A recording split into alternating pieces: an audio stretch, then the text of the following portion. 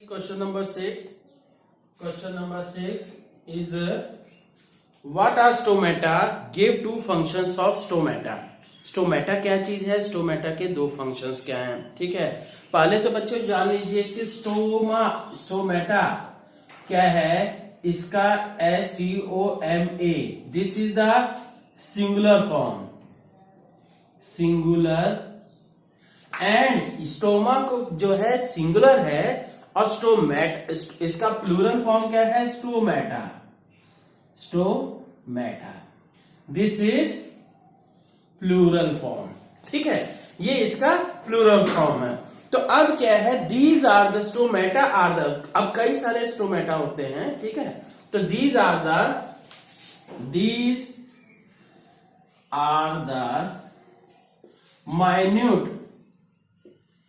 Minute, बहुत छोटे छोटे, ठीक है, माइन्यूट पोर्स या pores in leaves and stem.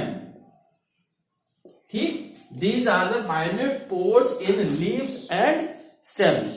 ये तो हो गई इसकी डिफिनेशन। और फिर इसके बाद क्या है? It is surrounded by two bean shape. अगर आप सभी इसकी शेप देखोगे तो जैसे क्या है, ये पोर हो गया छोटा सा, और क्या है? बीन शेप ऐसे। ठीक है, इस तरह से आप देखिएगा, है ना, ये this is the structure of stomata. ठीक, तो it is surrounded by bean shaped, ठीक है, बीन शेप्ड गार्ड सेल्स। ठीक, तो ये हो गया। और इसके फंक्शंस क्या क्या हैं जी? देखिए, फर्स्ट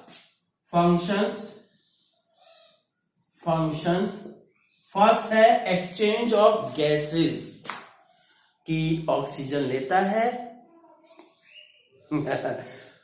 ऑक्सीजन भी लेता है, कार्बन डाइऑक्साइड भी लेता है। ये अलग अलग कंडीशंस हैं। जैसे फोटोसिंथेसिस का प्रोसेस होगा, मतलब अपना पौधे अपना खाना बनाएंगे सनलाइट की प्रेजेंस में, तो आर्टिफिशियल लाइट में भी होता है। ठीक है, बशर्ते कि कुछ कंडीशंस हो। तो अब क्या है कि जब वो फोटोसिंथेसिस प्रोसेस करेंगे तब तो कौन सी गैस लेंगे? कार्बन डाइऑक्साइड लेंगे। अब और ऑक्सीजन छोड़ेंगे। और जब क्या है, रात के समय उनको खुद भी एनर्जी की जरूरत है, तो रात के समय क्या है? रेस्पिरेशन भी होगा। रेस्पिरेशन रात में भी होगा, दिन में भी होगा, पर फोटोसिंथेसिस केवल दिन में होता है। ठीक है, और रात के समय क्या है? रेस्पिरेशन ही होता, फोटोसिंथेसिस नहीं होता। तो इसलिए क्या, रात के समय ऑक्सीजन लेते हैं और कार्बन डाइऑक्साइड छोड़ते हैं। पर बच्चों कुल मिला के क्या है, पौधों के लिए, पर आप अब सोचिएगा कि कार्बन डाइऑक्साइड भी लेते हैं और ऑक्सीजन भी लेते हैं, तो दोनों तो फिर छोड़ने के लिए भी दोनों तो तब बराबर क्यों नहीं हो जाता? पर क्या है बच्चों, ये ऑक्सीजन बहुत ज्यादा अमाउंट में छोड़ते हैं और कार्बन डाइऑक्साइड बहुत कम अमाउंट में छोड़ते हैं, और कार्बन डाइऑक्साइड बहुत ज्यादा अमाउंट में लेते हैं और ऑक्सीजन बहुत कम अमाउंट में लेते हैं।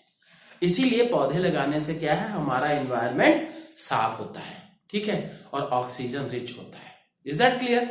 तो इसीलिए एक चीज और बता दें इस सेक्शन में, कि रात के समय पौधों के नीचे, पेड़ के नीचे नहीं सोना चाहिए।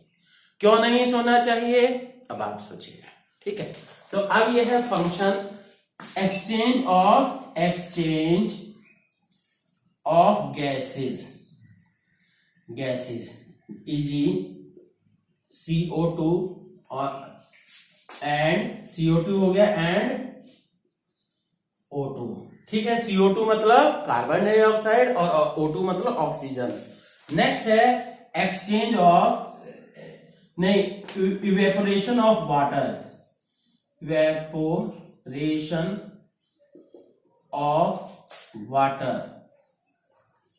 Evaporation of water for suction pull, excess water कर दीजिए, and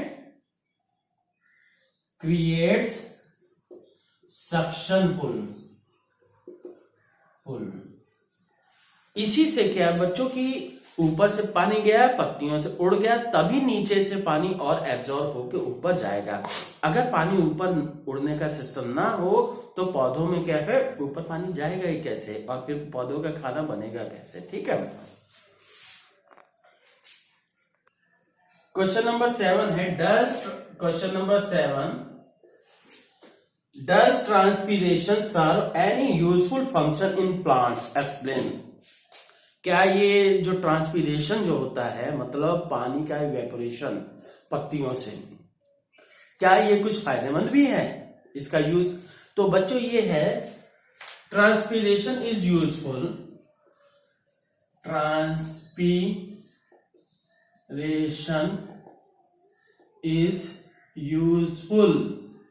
transpiration is useful first की for cooling of plant and environment for cooling of plant and environment. Plant को भी ठंडा करता है और साथ ही साथ सराउंडिंग इन्वायरमेंट को भी ठंडा करता है। इसीलिए आप पेड़ के नीचे बैठोगे तो छाया एक तो छाया भी मिलती है। ठीक है, हो गया। नेक्स्ट है तो ये लूज द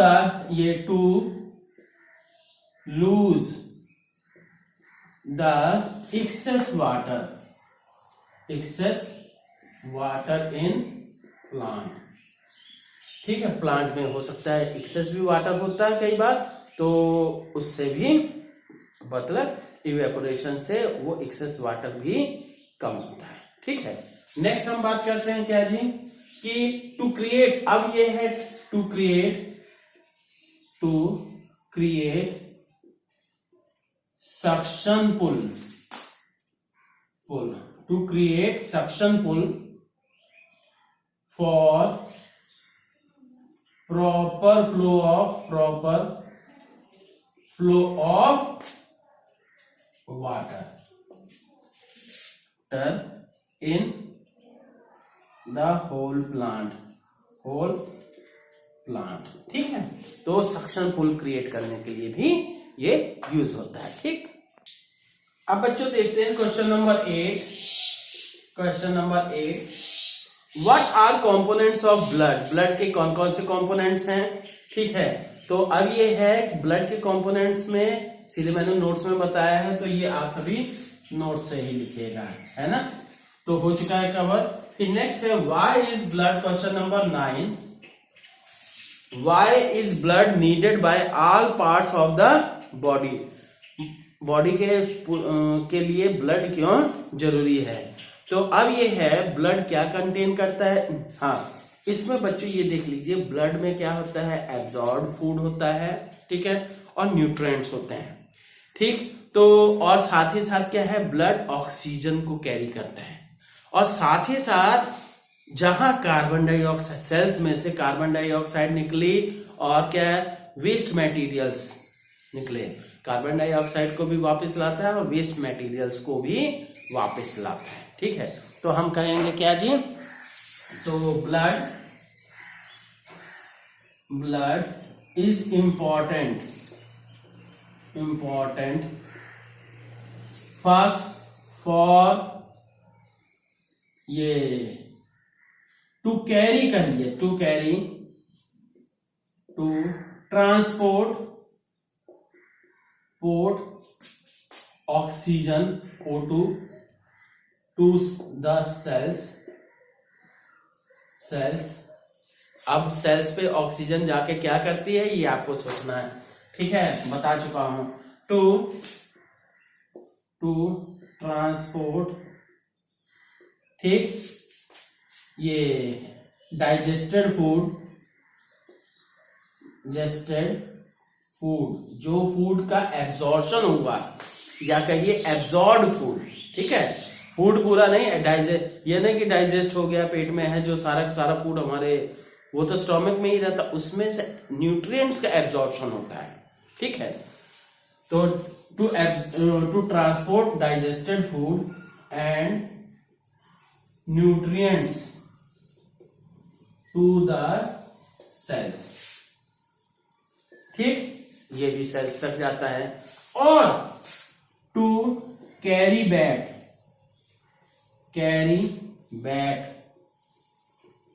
ठीक, वापस लाता है। क्या क्या लाता है? CO2 एंड वेस्ट मटेरियल्स, ठीक है। तो ये क्या है? कार्बन डाइऑक्साइड और वेस्ट मटेरियल्स को वापस लाता है। ठीक, तो देखते हैं जी। अब देखते हैं question number 10। What makes blood look red? Blood को रेड कौन करता है? किसके कारण से होता है?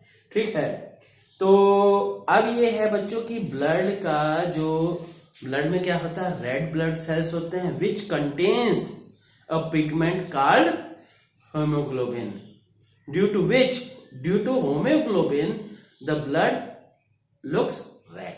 is that clear? तो क्या है? blood contains क्या कंटेन करता है जी? ब्लड में क्या होता है? कंटेन्स RBC मतलब रेड ब्लड सेल्स। ठीक, RBC which contains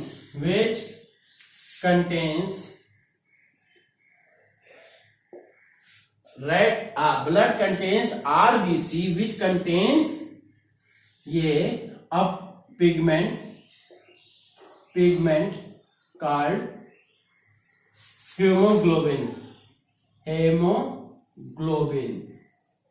ठीक, एंड और ये हीमोग्लोबिन ही होता है जो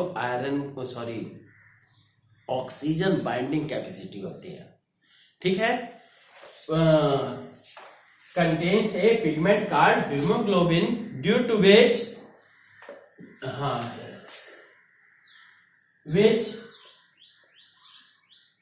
causes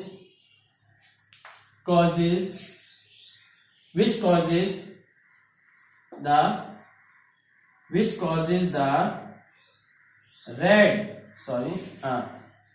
red color of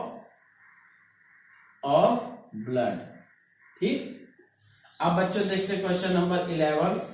ठीक है, describe the function of heart.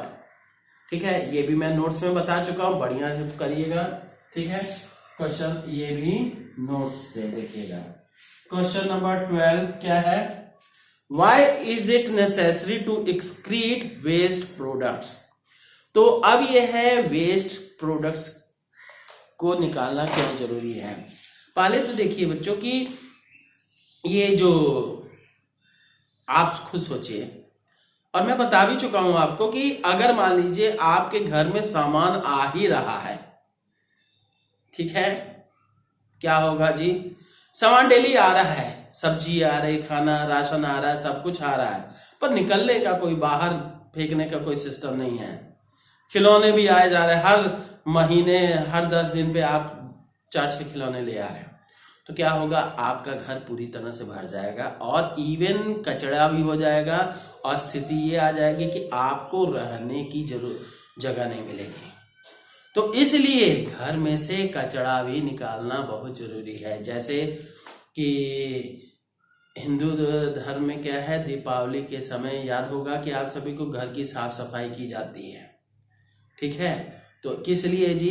कि पूरे घर में से जो भी कचरा है सारा का सारा बाहर हो जाए। ठीक, उसके कारण से। नहीं तो क्या है, अगर कोई बंदा इस एक ही घर में कई सालों तक रहेगा तो क्या होगा? कचरा पड़ा रहेगा। और जैसे क्या सेंट्रल गवर्नमेंट के एम्प्लॉयज जैसे हम सब का है, क्या होगा जी? हर 3-4 साल पे 5 साल पे ट्रांसफर होता है, तो इसलिए कचरा निकलता रहता है। ठीक है, तो सेम सिचुएशन। तो इसी तरह से हमारी बॉडी में भी जो कचरा बनता है, वेस्ट प्रोडक्ट्स बनते हैं, तो वो क्या है? Those are very much harmful. ठीक, after some limit becomes dangerous life threatening हो जाते हैं, जिसके कारण से हम मर जाते हैं, जिसके लिए कि क्या है, पैथोलॉजी टेस्ट कराए जाते हैं। ठीक है, वो लेवल, यूरिया का लेवल कितना है, शुगर का लेवल कितना है, या और क्रिएटिनिन का कितना है, ये सब चीजें हैं। तो अब क्या कहेंगे, हाँ, the up to after some limit, ये देयर इज अ ये प्रोडक्शन ऑफ किसका प्रोडक्शन है जी, there is a production of waste products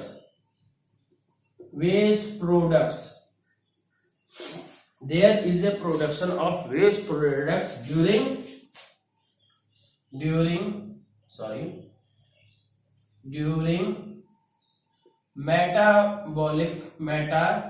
metabolic activities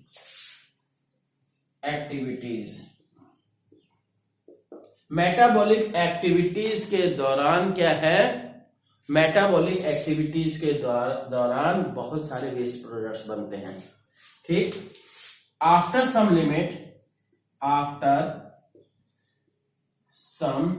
limit these waste products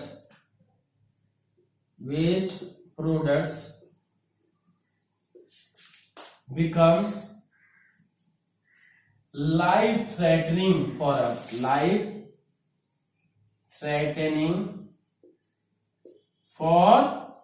us, हमारे लिए ये क्या है, लाइफ थ्रेटनिंग हो जाता, बिल्कुल डेंजरस। जैसे क्या, किडनी अगर खराब हो जाए, यूरिया वगैरह ब्लड में इतना बढ़ जाएगा कि मर जाएगा। ठीक है, तो जैसे कि जहर खा लिया वो स्थिति हो जाएगी, तो इसीलिए डायलिसिस वगैरह होता है। तो life threatening, so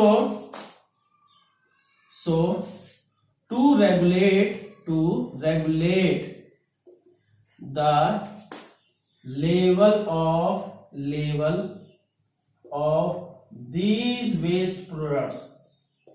level of these waste products, excretion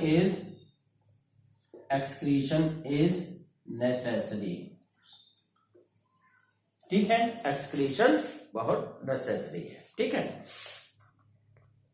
अब देखते हैं बच्चों क्वेश्चन नंबर 13 क्या है, draw a diagram of human excretory system and label the various parts. Human excretory system बनाना है, और ये बच्चों बहुत इंपॉर्टेंट है, और ये मैं नोट्स में भी बता चुका हूं। ठीक है, तो वहां से आप कंप्लीट कीजिए। ठीक है, ओके, थैंक यू।